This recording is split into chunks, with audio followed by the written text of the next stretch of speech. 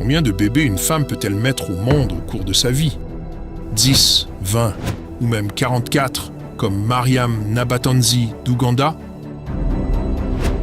Non. Et si je vous disais qu'en République démocratique du Congo, dans la ville de Goma, il existe une femme qui a donné naissance à 53 enfants?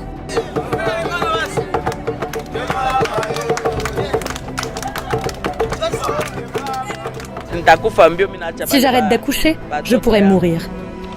Si vous pensiez avoir déjà vu la femme la plus fertile du monde, détrompez-vous. Aujourd'hui, j'ai rencontré une femme de 50 ans, mère de 53 enfants, et personne n'en parle. Je m'appelle Francine. J'ai 50 ans et j'ai 53 enfants. Dans cette vidéo, nous allons explorer ce que signifie avoir 52 frères et sœurs. Et c'est drôle. Mais imaginez que tous vos camarades de classe soient vos frères et sœurs. Comment Francine a-t-elle donné naissance à 53 enfants? Qui est leur père? Comment a-t-elle réussi à s'occuper d'eux toutes ces années? Et pourquoi personne n'a-t-il jamais raconté son histoire? Restez avec moi, car ce sera l'un des récits les plus émouvants que vous ayez jamais entendu. J'ai 52 frères et sœurs. Je ne peux même pas me souvenir de tous leurs noms ou visages. Parfois, je rencontre un petit dans la rue et je ne réalise pas qu'il est mon frère ou ma sœur avant qu'il ne m'interpelle et se présente. Nous sommes trop nombreux. Je suis la 6e de 53 enfants. La plupart de nos frères et sœurs sont mariés maintenant et ma mère a plus de 10 petits-enfants.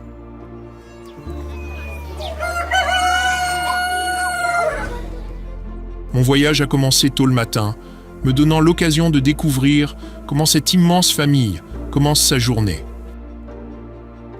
Où ils dorment, leur routine matinale et comment ils s'organisent. Voici comment mes enfants dorment. Comme vous pouvez le voir, si nous mettons un lit ici, la pièce devient encore plus petite. Alors, nous avons décidé de poser des matelas par terre. Les plus grands, ceux qui sont de grands garçons et filles et ne peuvent pas partager une chambre avec les petits, dorment sur les canapés du salon. C'est pourquoi nous avons acheté de longs canapés, au moins pour qu'ils puissent les utiliser comme lit la nuit.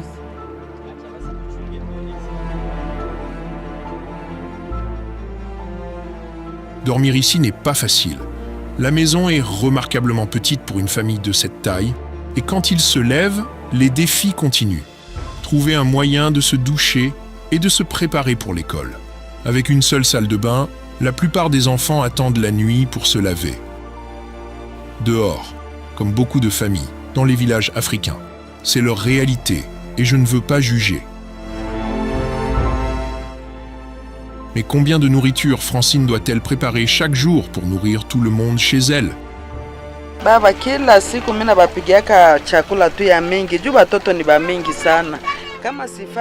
Comme vous pouvez le voir, on ne peut même pas dire qui est qui. Même mes petits-enfants viennent passer la journée ici, et je dois aussi les nourrir. Chaque jour, j'utilise plus de 26 kg de farine de maïs et 7 kg de haricots pour m'assurer que tous mes enfants et petits-enfants mangent à leur faim.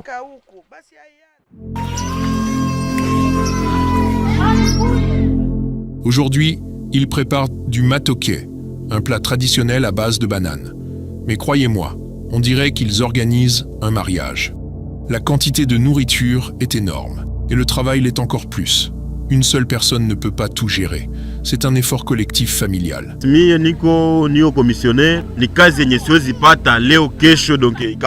C'est une honte. Mon travail n'est pas viable. J'aimerais pouvoir aider ma mère davantage, mais c'est trop. Mais le parcours de Francine n'a pas commencé ici. Quand j'avais 16 ans, j'ai rencontré un homme. Il m'a dit qu'il m'aimait et je suis tombée enceinte de mon premier enfant, Kambal. Mais il m'a quittée, peut-être qu'il n'était pas prêt. À 19 ans, j'ai rencontré mon mari, l'amour de ma vie. Ensemble, nous avons eu 52 enfants. Malheureusement, mon mari est décédé il y a 2 mois. Si vous étiez venu plus tôt, vous auriez pu le rencontrer. C'était l'homme le plus incroyable et le plus fort que j'ai jamais connu. Oh non, quelle terrible nouvelle. Le père de cette famille extraordinaire n'est plus là. J'espérais le rencontrer, mais le destin en a décidé autrement. Mais Francine, comment avez-vous donné naissance à tous ces enfants? Si j'arrête d'accoucher, je pourrais mourir. Laissez-moi expliquer. Je suis née avec une condition génétique appelée hyperovulation qui libère plus d'un ovule par cycle. Cela augmente significativement les chances d'avoir des jumeaux, des triplés, des quadruplés ou même des quintuplés. À mon 12e enfant, je suis allée voir un médecin. Il m'a dit que je devais continuer à accoucher pour réduire ma fertilité. Sinon, des tumeurs pourraient se former dans mes ovaires et me tuer rapidement. Alors, mon mari et moi avons continué à avoir des enfants pour sauver ma vie. Je ne suis pas médecin, donc je ne sais pas si c'était la meilleure solution. Mais je ne suis pas là pour juger ou changer quoi que ce soit. Elle a eu de la chance que cela ait fonctionné pour elle. Mais sérieusement, 53 enfants à 50 ans, comment est-ce possible? J'ai donné naissance à mes 53 enfants en seulement 17 grossesses. Voici comment. J'ai eu des quintuplés 2 fois, des quadruplés 3 fois, des triplés 4 fois, des jumeaux 5 fois et des naissances uniques 3 fois. Cela fait 53 enfants en 17 grossesses. Et grâce à Dieu, tous mes enfants sont encore en vie. Oh, maintenant, tout s'explique. Mais Francine, une femme en Ouganda affirme être la femme la plus fertile du monde. Pensez-vous que quelqu'un ait plus d'enfants que vous? Vous savez, dans ce pays, il y a beaucoup de choses incroyables que le monde ne connaît pas. Peut-être à cause des guerres sans fin ici. Les journalistes internationaux ne viennent pas raconter nos histoires. Quand on parle du Congo, c'est à propos de la guerre ou des minerais. Personne ne se soucie de raconter des histoires comme la mienne. C'est pourquoi je suis restée inconnue si longtemps.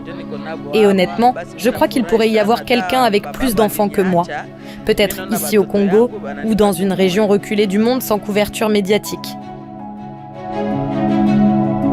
Francine a raison. Elle a répondu à ma question mieux que je ne l'aurais imaginé. Mais ma curiosité ne s'arrête pas là. Comment parvient-elle à payer les frais de scolarité pour tous ces enfants?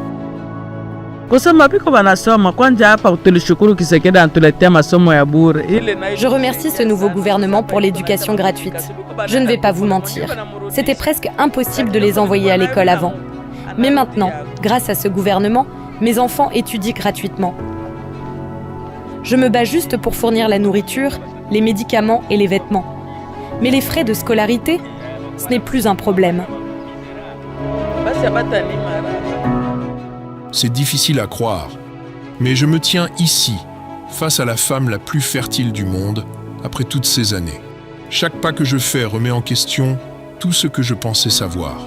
Et maintenant, je veux savoir ce que ça fait d'avoir 52 frères et sœurs. J'ai donc demandé au fils aîné de Francine de partager ce qu'il ressent. Je m'appelle Kambal, j'ai 34 ans et je suis l'aîné de Francine. Elle s'est mariée à son deuxième mari quand je n'avais que 2 ans. En grandissant, je le connaissais comme mon père. Il m'a bien élevé, c'était le meilleur père. Malheureusement, il est décédé il y a 2 mois. Kambal, connais-tu tous les noms et visages de tes frères et sœurs? Non, impossible. Parfois, je les croise dans la rue et je ne les reconnais pas, surtout les plus petits. Ils doivent se présenter comme mes frères ou sœurs. Ce n'est pas que je ne m'intéresse pas à eux, mais reconnaître les 52, c'est juste trop difficile.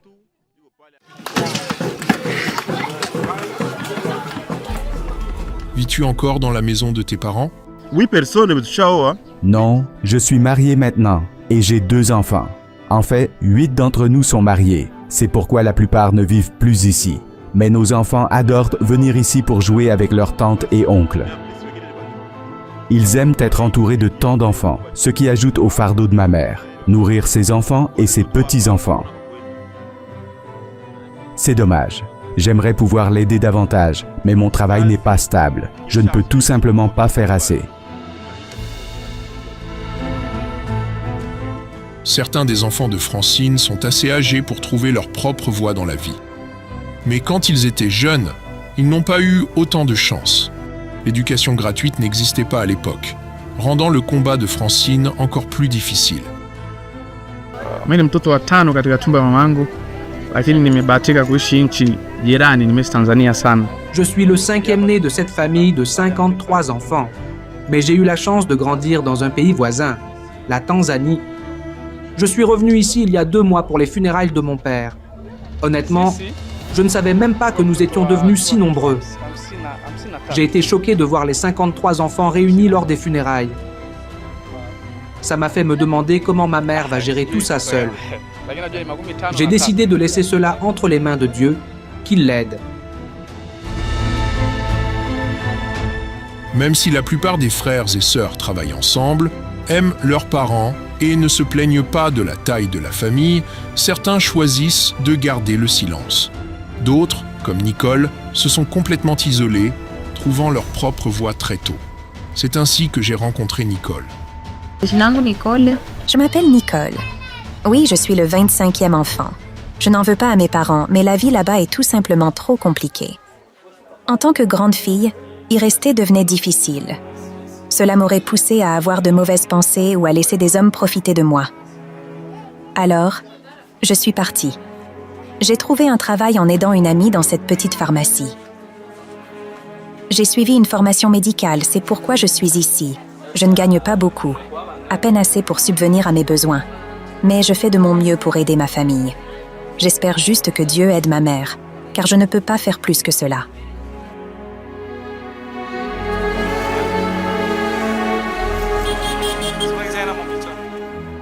La nuit tombe et les enfants s'endorment, se préparant pour l'école le lendemain.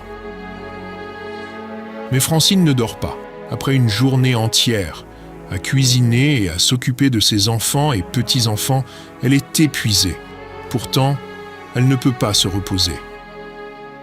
Parce qu'elle ne sait pas comment elle va les nourrir demain. La nuit, Francine se rend dans les rues de Goma. Elle grille du maïs pour le vendre, dans un marché bondé, où toute personne ayant moins de 6 $ peut démarrer cette activité. Elle gagne moins d'$1 par jour, mais elle le fait, tout ça pour ses enfants. J'ai encore quelques questions pour elle, mais j'attendrai le matin.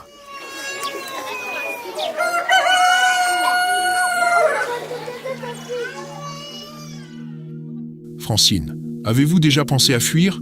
À tout laisser derrière vous pour faire une pause? Je ne peux pas rêver de laisser mes enfants. Je préférerais mourir plutôt que de les abandonner. Beaucoup de gens m'ont dit de les laisser, mais je ne peux pas. Aucun de mes enfants n'a demandé à naître. Je suis responsable de tout ce qui leur arrive dans cette vie. Quelle mère incroyable! Vos enfants ressentent-ils parfois de la jalousie entre eux? C'est impossible. Je n'ai pas de préféré. J'aime tous mes enfants et mes petits-enfants de la même manière. La jalousie n'a pas sa place dans cette maison. Le seul problème que nous rencontrons, c'est la pauvreté. Mais la jalousie, jamais. Francine, pouvez-vous reconnaître tous les noms de vos enfants, un par un? Bien sûr que je peux reconnaître les noms de tous mes enfants. Dans ce monde, je connais les noms de plus de 500 personnes, y compris des inconnus.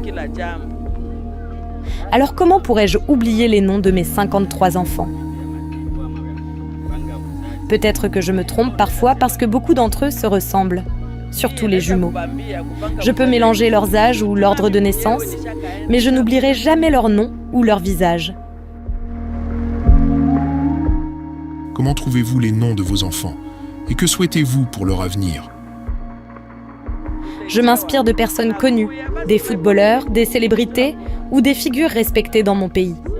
C'est comme ça que je nomme mes enfants. Quant à leur avenir, personne ne peut le prédire, seul Dieu le sait. Peut-être qu'ils deviendront des leaders ou des célébrités un jour, qui sait? J'avais une dernière question pour Francine. Qu'est-ce qui vous rend heureuse? La vie a remis en question tout ce en quoi je croyais auparavant. Je rêvais autrefois de luxe et d'une relation parfaite. Oui, mon mari était gentil et attentionné, un véritable homme. Mais mon bonheur a changé il y a longtemps. Je ne suis plus le genre de femme qui trouve son bonheur dans un mari aimant. Mon bonheur vient de voir mes enfants heureux. Quand ils sont heureux, je le suis aussi.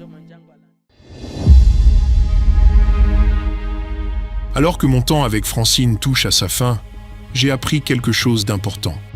Je ne penserai plus jamais avoir tout vu. Et je ne me plaindrai plus jamais de ma propre vie. La vie et le destin ont leur propre plan. Nous travaillons dur chaque jour pour créer un avenir meilleur, mais parfois, ce que nous pensons être le mieux pour nous se retourne contre nous. Et ce qui semble mal peut devenir notre plus grande bénédiction. Francine est née avec une condition appelée hyperovulation qui fait que son corps libère plusieurs ovules à chaque cycle, mais aussi avec un grand cœur. C'est une véritable combattante. Et je suis désolé d'avoir mis autant de temps à comprendre que tous les super-héros ne portent pas de cape. Merci d'avoir regardé Afrimax français. N'oubliez pas de vous abonner et de partager l'histoire incroyable de Francine avec le monde.